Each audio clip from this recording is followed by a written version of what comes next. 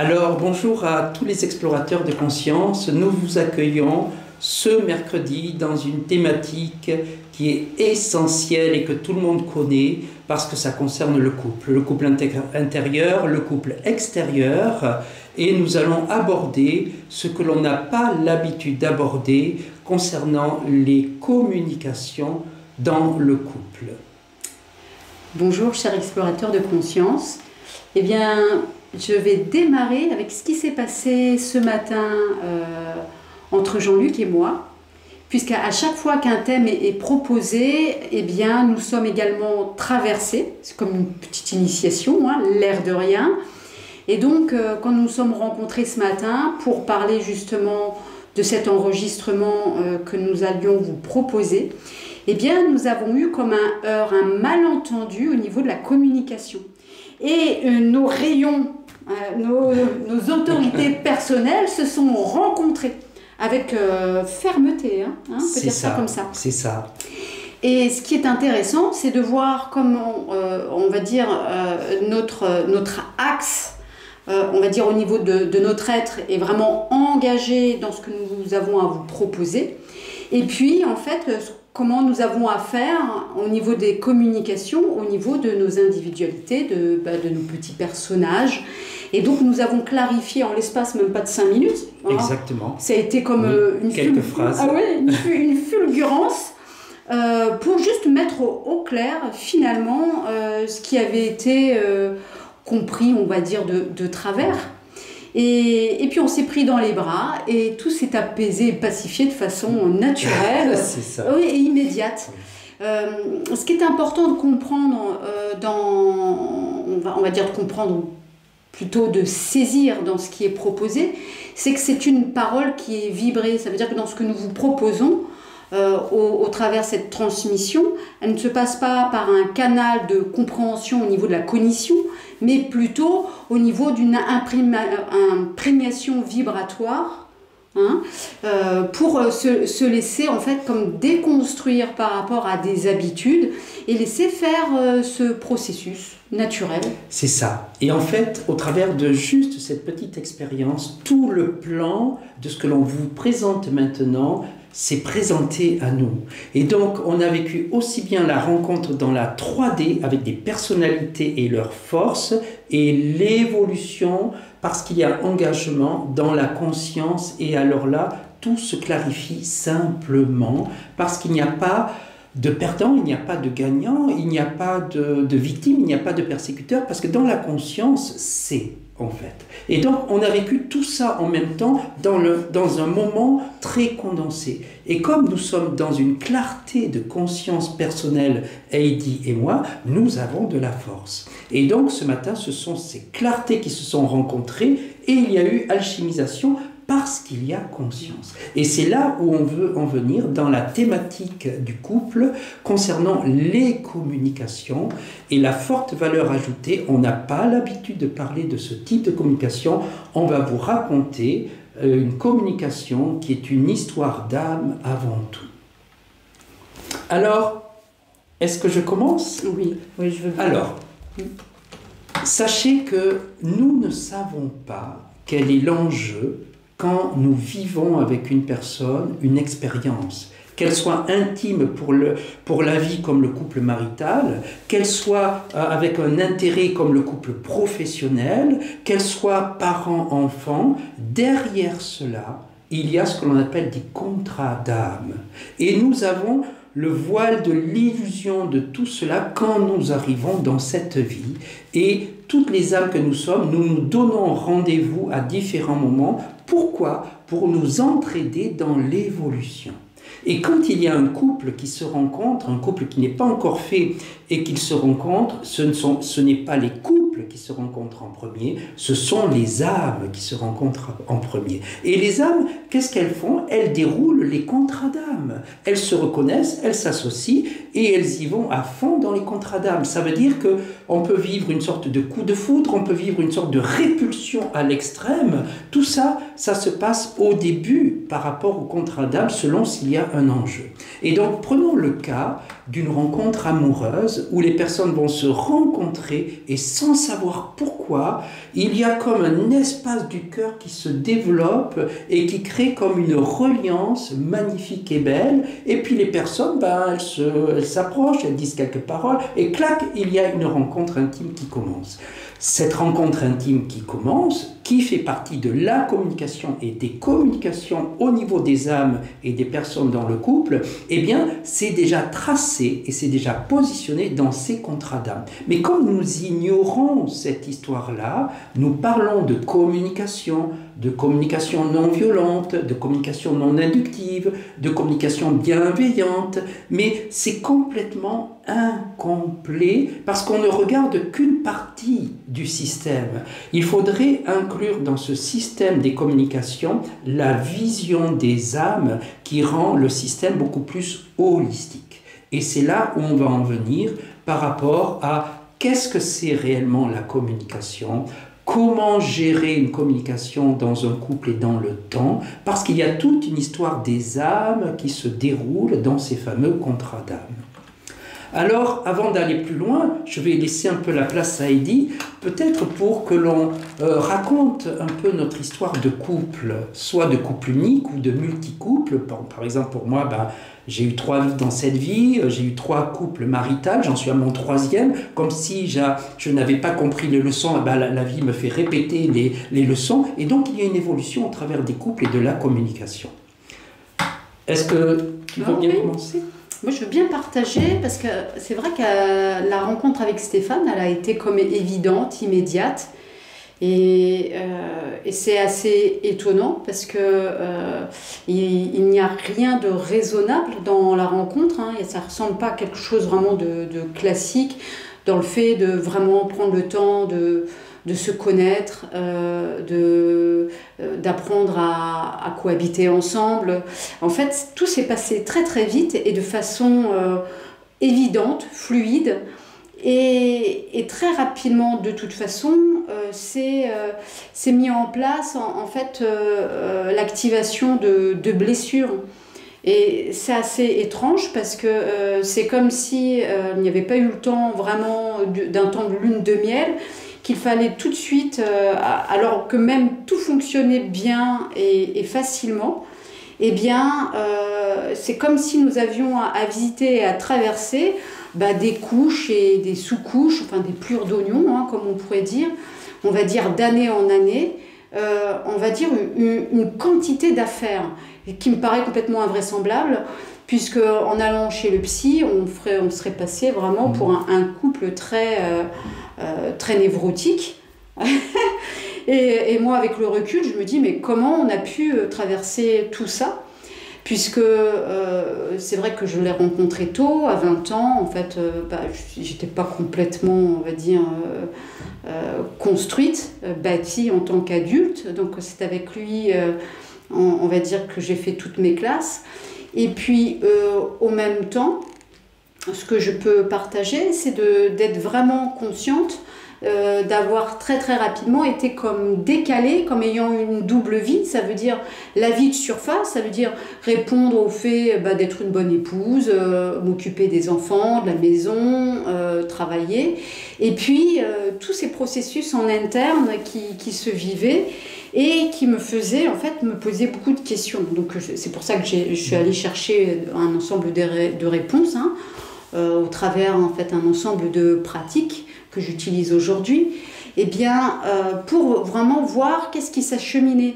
Et je comprends bien qu'avec les années, ce qui s'est joué, c'est qu'à travers Stéphane, il était question évidemment de vivre un processus, on va dire, d'autonomie, de clarification au niveau de mon être.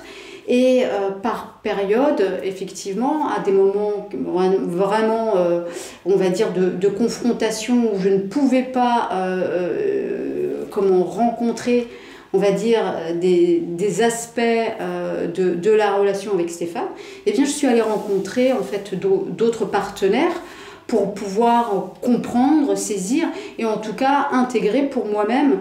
Et dès que l'information était intégrée, et puis effectivement, ça a amené quand même pas mal de houle à l'intérieur du couple, eh bien, dès que l'information était clarifiée, eh bien, on passait vers une autre étape. Ça veut dire qu'à l'intérieur du couple, il y a vraiment eu des phases de déconstruction, puis ça continue toujours, ça ne s'arrête pas. Et évidemment, on est passé, on va dire, par un ensemble d'expériences. On a à un moment donné divorcé, on s'est marié au niveau des âmes. Donc tu nous as unis au niveau des ponts d'âme. Et puis, ce qui semblait être finalement une phase de grande célébration, bien, nous a amené encore à plonger plus profondément en fait, dans nos acheminements réciproques.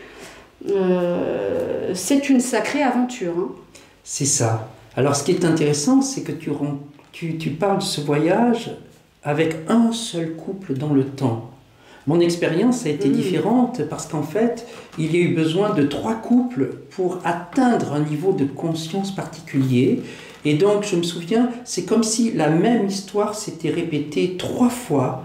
Et cette fois-ci, il y a une transformation de par la conscience qui s'opère. Et souvent, si notre contrat d'âme personnel n'est pas intégré et qu'on quitte un couple pour par exemple, transformer l'histoire et arranger l'histoire, eh bien, si ça n'est pas intégré, on se rend compte que l'histoire continue à se répéter. Donc, nous n'avons pas le choix que de revenir vers soi et intégrer notre part de contrat d'âme, en fait. Pour moi, l'histoire qui s'est répétée, ça a été le fait de tenir la main. Et je me souviens, ma première compagne, on s'est mariés, et donc à chaque fois, ce sont des cycles de 15-16 ans. Et donc, j'ai 15-16 ans avec le premier couple, 15-16 ans avec le second couple, et là, on entre dans pas loin, bientôt la 15e année. Et donc, toute l'histoire se rejoue au niveau macroscopique dans la relation couple, mais en même temps au niveau individuel, parce que l'histoire du couple, c'est de revenir à soi dans une autonomie. La première, pour le premier couple, je me souviens, son père venait de décéder, et elle a retrouvé en moi des qualités qu'elle avait perdues de son père, donc il y a eu une sorte de transfert. Et moi, j'étais très jeune à l'époque, j'avais 18-19 ans, je voyais pas ça en fait. Et donc, elle est japonaise, je suis parti au Japon pour me marier à 19 ans, en fait. Donc, ça a été l'histoire de mon premier couple. Et là, eh bien, il y a toute une histoire qui a commencé à se dérouler, qui était qu'une partie de moi remplaçait le père perdu dans certaines qualités, et de l'autre côté, de tenir la main comme pour aller vers une certaine autonomie du couple. Donc ça a été ma première histoire. Et dans ma deuxième histoire, eh bien, ça a été la même chose, où il y avait une non-autonomie, et qui faisait que si j'étais présent au niveau du couple, ça s'énergisait, ça florissait, et même au niveau individuel de ma compagne. Et dès que je sortais de mon investissement, pouf, ça s'étouffait, ça s'évanouissait au niveau de ma compagne.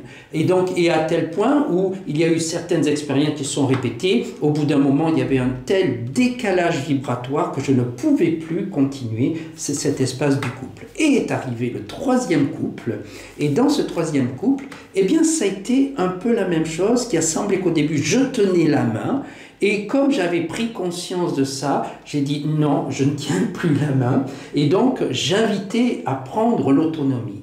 Et donc le fait de prendre l'autonomie, ça m'a invité moi à prendre encore plus mon autonomie et ma force d'alignement et d'ancrage. Donc je veux dire par là que les couples se servent dans les deux sens en fait. Et il y a ce cycle de 15 ans qui arrive, et là je vois bien l'enjeu qui se passe, et en même temps, il pourrait y avoir comme une répétition au niveau de mes personnages intérieurs dans lesquels se jouent les mémoires inconscientes, et en même temps une sorte de clarté et d'alignement au niveau des âmes, où là tout est clair et nous sommes faits vraiment l'un pour l'autre, et là il n'y a aucune signification dans la séparation, parce que même si on se séparait, on resterait encore en lien, en reliance d'âme en fait. Et donc je veux dire par là que si ça ne va pas au niveau du couple, il y a surtout à ne pas rester au niveau des égos, parce que les égos ont comme mission d'intégrer tout ce qui n'a pas été intégré de par le contrat d'âme. Donc, ce qui est sollicité dans les couples, ce sont les personnalités et les égos, et bien sûr tout ce qu'il y a dans notre inconscient refoulé. Et derrière, ça sous-tend les blessures, les conditionnements, les croyances, les attentes non répondues, les systèmes de défense, les systèmes de protection, tout ça se joue en même temps. Et comme la fonction de notre ego, c'est vraiment de tenir à nous et de créer tout le temps une notion de survie et de solution de vie, et bien souvent cet ego inconscient va créer un scénario distorsionné de comportement de vie qui ne va pas correspondre à la justesse dans ce que nous avons à vivre en fait. Et donc voilà, toute l'histoire se déroule à cet endroit-là. Et maintenant, ce que je vous propose, c'est peut-être d'aller un peu plus dans le détail pour aborder c'est quoi la communication, pourquoi ça se passe mal dans la communication et comment faire pour aller vers un essentiel de façon à ouvrir les communications. Moi, j'aimerais bien partager à cet endroit-là. Au niveau de la communication, évidemment, quand nous nous rencontrons, évidemment que l'autre apparaît comme l'environnement extérieur. Et donc, qui il est perçu dans un premier temps à travers mes propres filtres d'interprétation. Ça veut dire qu'il soit en train de gesticuler ou me faire un sourire, le fait d'être en contact avec lui me fait activer un certain nombre de scénarios. Si déjà je suis consciente, on va dire, de mes petits schémas intérieurs, je peux comme apporter un autre regard quand je regarde, quand je rentre en communication avec l'autre. Ça veut dire une prise en compte, on va dire, réelle, que l'autre est un autre que moi, hein, que je le regarde toujours à partir de qui je suis. Et qu'à un moment donné, pour pouvoir rencontrer l'autre dans la communication, cela demande de créer un espace, on va dire, de rencontre. Et donc, dans cet espace de rencontre, ça demande d'ouvrir un espace de vacuité, où tout est possible. Et d'ailleurs, à cet endroit-là, on peut tout déposer et laisser les processus se vivre. L'autre chose aussi pour lequel j'ai envie de faire porter l'attention, c'est que tous nos scénarios qui n'ont pas pu être intégrés et qui créent comme de la blessure, tout simplement parce que bien sûr, soit il faut pouvoir recalibrer à l'intérieur nos schémas de perception, ou bien et ça me semble plus délicat puisque c'est plus quelque chose de l'ordre de l'expérience qui est l'espace du cœur. Ça veut dire qu'à un moment donné, une expérience s'est passée, peut-être d'ici ou d'ailleurs, en tout cas, qui a laissé trace et qui fait toujours suinter en fait la résonance de la blessure du cœur. Et or, en fait, on pourrait dire le cœur, mais en fait, quel cœur? Le cœur physique, le cœur vibral, parce que le cœur vibral accueille l'ensemble de l'expérience de vie, et le cœur, on va dire, physique, celui qui est en contact avec la réalité matérielle, celui-ci, en fait, imprime l'information entre désagréable, agréable, et va tirer une conclusion de la situation. Si j'accueille l'expérience que je vis avec mon partenaire comme étant notre expérience et ce que nous avons besoin de rencontrer ensemble, ce ne sera pas la même chose que si je dis « Ah bah tiens, je suis en train de subir ce qu'il est en train de me faire vivre », ce qui est complètement différent. Et ce qui change, c'est si je suis séparée de la relation, si je vois l'autre en dehors de qui je suis, ou bien je rentre en unité permanente, consciente, présente avec mon partenaire. Je suis consciente que nous sommes une unité, en tout cas que nous formons un tout dans cette rencontre et que ce qui se présente, c'est la réalité de ce que nous devons toucher, rencontrer, alchimiser ensemble. Et du coup, ce qui se passe est vécu autrement, en tout cas dans un espace d'accueil, c'est beaucoup plus ouvert. C'est ça. Il y a, à partir du fait que le partenaire du couple, c'est notre meilleur outil d'évolution. Pourquoi? Parce qu'il n'y a pas de filtre entre les deux.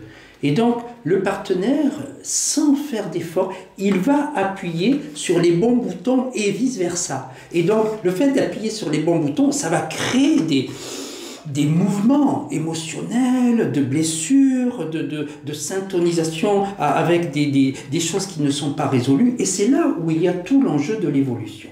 Si l'ego est trop présent dans un mode d'inconscience, il va se défendre, attaquer ou fuir ou s'isoler. Et la communication devient très très médiocre et il y a des tas de choses qui s'entassent de non-dits et au bout d'un moment, tous ces non-dits explosent. Donc ça signifie qu'il y a à devenir conscient. Mais ce n'est pas simple que de devenir conscient dans le couple si je ne comprends pas les modes de fonctionnement. C'est pour ça que nous accompagnons les couples, quel que soit le niveau où ils se trouvent, quand ça ne va pas, couple intérieur, couple extérieur, et on a des protocoles qui sont magnifiques à ce niveau-là, parce qu'ils intègrent la logique des âmes. On part de la logique des âmes et du contrat d'âme, et comment c'est descendu dans la chair, et comment sont venus les nœuds qui sont à dénouer. Et c'est là où l'ego, il n'est pas content, parce qu'il est trop touché en direct, parce qu'il n'y a pas suffisamment de conscience. D'où l'idée qu'il y ait de la conscience. C'est pour ça que dans l'atelier que nous allons proposer, qui va concerner les couples, on va vous donner des exercices très très simples et très efficaces. Et pour les personnes pour qui ça semble insoluble, sachez qu'il n'y a que des solutions.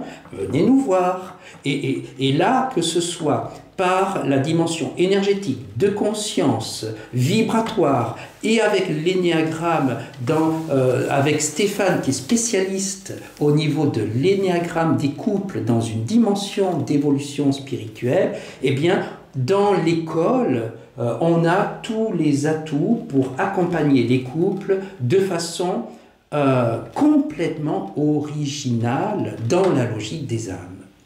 Et en même temps, permettre à ce rythme des personnes d'intégrer, de prendre conscience de ce qui se passe, des nœuds, qu'ils soient karmiques, qu'ils soient psychologiques, qu'ils soient liés à une blessure, etc. C'est parce que sachez que tout ça concerne une histoire d'amour. L'âme, quand elle vient sur Terre, elle vient vivre une histoire d'amour selon 3 facettes. L'amour duel, l'amour spirituel et l'amour karmique. Parce que nous avons 3 cœurs vibratoires. Le cœur physique concerne la façon de vivre l'amour dans la dualité et cela concerne l'amour souffrance tant que la dualité n'est pas intégrée et embrassée. Le cœur spirituel contient la quintessence de l'amour intègre, de l'amour qui est, de l'amour inconditionnel. Donc tout le monde sait ce qu'est l'amour inconditionnel, mais il y a combien de couples qui arrivent à le vivre dans la chair? Et puis il y a le 3e cœur, qui est le cœur karmique, qui est l'histoire que répète l'âme de vie en vie pour explorer la vie sous toutes les facettes de l'amour. Et donc à cet endroit-là, on parle souvent de blessures fondamentales, trahison, rejet, abandon, humiliation, injustice. Il peut y en avoir d'autres. Marie-Lise parle de maltraitance, d'obligation au bonheur. Et donc toutes ces blessures-là concernent ce que nous avons à rencontrer de nous-mêmes qui n'a pas été intégré et qui est en référence à des soi-disant vies antérieures. La dernière fois, nous avons abordé les âmes jumelles, les flammes jumelles, les âmes sœurs primordiales. Eh bien, sachez que derrière ces âmes-là, il y a des contrats d'âmes pour jouer de la vie, comme les âmes jumelles, pour rencontrer tout ce qui a été laissé en plan ou qui a mal tourné dans des soi-disant anciennes vies antérieures, pour rejouer à nouveau ces scénarios afin d'harmoniser la totalité, afin d'entrer en nouveau avec le couple dans un engagement de service à la vie et à la conscience et à l'amour.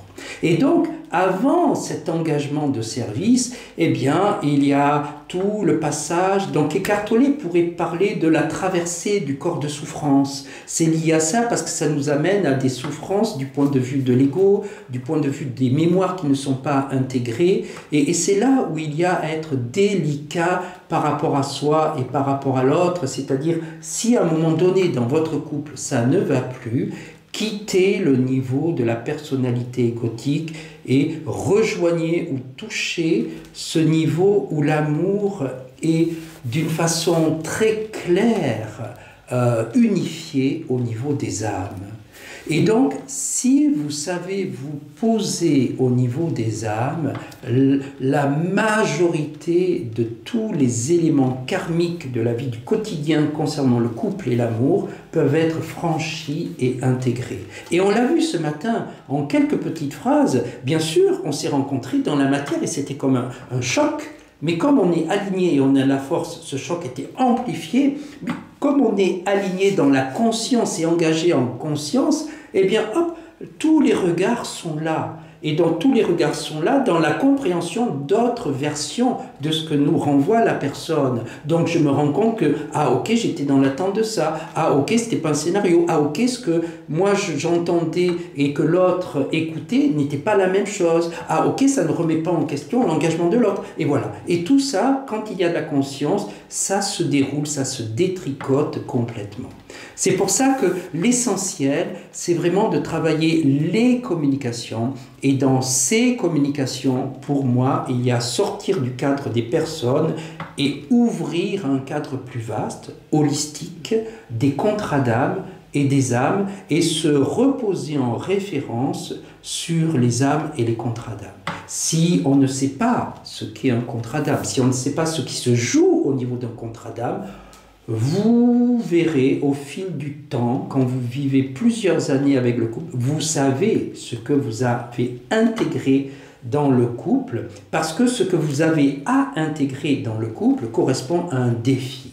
Et ce défi, c'est souvent quelque chose à harmoniser dans le contrat d'âme. Donc fuir le couple parce que ça me fait mal, ça ne me convient pas, c'est fuir son contrat d'âme et c'est se fuir soi-même.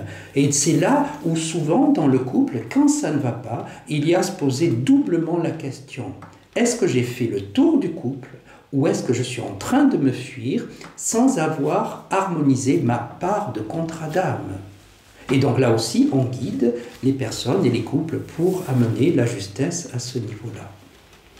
D'ailleurs, ce que j'aimerais rajouter, c'est que tout ce qui n'est pas rencontré de toute façon en direct dans le couple, si on échappe, on va dire, à cette transformation, elle va se présenter de toute façon dans la vie, Exactement. dans le cadre du travail, dans un scénario du quotidien. On n'échappe pas, on va dire, à notre rencontre. C'est ça. Et tout ce qui va être intégré, ça va résoudre tous les couples dans ce qui est intégré. Oui. Couple marital, couple amical, couple professionnel, etc. Couple intérieur, tous les couples vont être réglés. Et c'est pour ça que, comme nous vivons constamment des relations de couple dans la vie, eh bien, c'est peut-être le meilleur investissement à faire que d'investir sur la communication, les communications, la conscience et la communication, c'est-à-dire une communication beaucoup plus vaste, et la relation de couple qui se vit en fait. Et d'ailleurs, moi, de ce que je peux observer, c'est qu'on peut être au contact de personnes très intéressantes. Et d'ailleurs, quand on regarde de l'extérieur des couples qui sont très beaux, et ce qui cloche toujours, c'est la qualité de communication. C'est là où tous les enjeux se passent. Donc il y a vraiment à porter notre attention sur toutes ces modalités et ce qui pourrait vraiment faciliter en fait la rencontre. C'est ça, parce que la communication verbale, la compréhension, l'écoute dans la communication, ce sont des clés essentielles tant qu'il n'y a pas une conscience qui est suffisamment vaste. Quand il y a une conscience qui est suffisamment vaste, il y a perception de ce qui est en train de se jouer dans le jeu de la vie. Et c'est beaucoup plus vaste que soi, et le regard devient beaucoup plus vaste, et on voit l'échiquier et le jeu qui est en train de se jouer. Mais ça concerne peut-être 5% de la population. Ça veut dire que les 90% ne sont pas concernés par ça, donc pour nous, on s'adresse d'abord aux 90% de la population, mais aussi aux 5%, parce qu'on peut aller vraiment au-delà dans la dimension du couple sacré, du couple divin, du couple de responsabilité de conscience, pour les 90% de la population, et c'est ok, hein, nous subissons la dualité, et là, nous accompagnons dans le fait de comment devenir autonome sans subir la dualité, sans subir les systèmes de vie, mais utiliser intelligemment les systèmes de vie pour être calme intérieur, aligné et traverser la dualité de façon confortable, y compris dans le couple. Donc, une proposition d'exercice qui pourrait vous être proposée, c'est de vous installer dans un état méta. Donc, l'état méta, c'est d'installer l'état d'observateur en soi, de sorte que, au même temps qu'une situation se vit, au même temps que j'observe ce qui se passe devant moi, je deviens consciente de mes réactions, des états d'être par lesquels je suis traversée, les pensées, les émotions, et de commencer à fortifier cette attention. C'est ça. Et de communiquer de ce qui se vit à l'intérieur de soi pour l'autre partenaire, parce qu'un homme ne fonctionne pas comme une femme. Et le fait de communiquer à l'autre ce qui se vit à l'intérieur de soi, ça va permettre à l'autre de mieux nous rencontrer et donc de mieux nous connaître. Et d'être vraiment dans une qualité d'humilité. Parce que les égos, dès qu'ils commencent à se rencontrer, il y a de la force. Il n'y a pas du tout d'humilité. Il est essentiel de vivre l'expérience. Ok, j'accepte de ne savoir rien du tout et d'apprendre de l'autre. Mais l'ego, c'est pas facile pour lui que de dire je suis complètement ignorant et moins que rien. Vous voyez? Et c'est là où il y a un enjeu de la rencontre. Et donc, observez vos égos dans les rencontres de couple, qu'ils soient avec les enfants, le couple marital ou professionnel ou amical, peu importe. Observez la force de votre ego.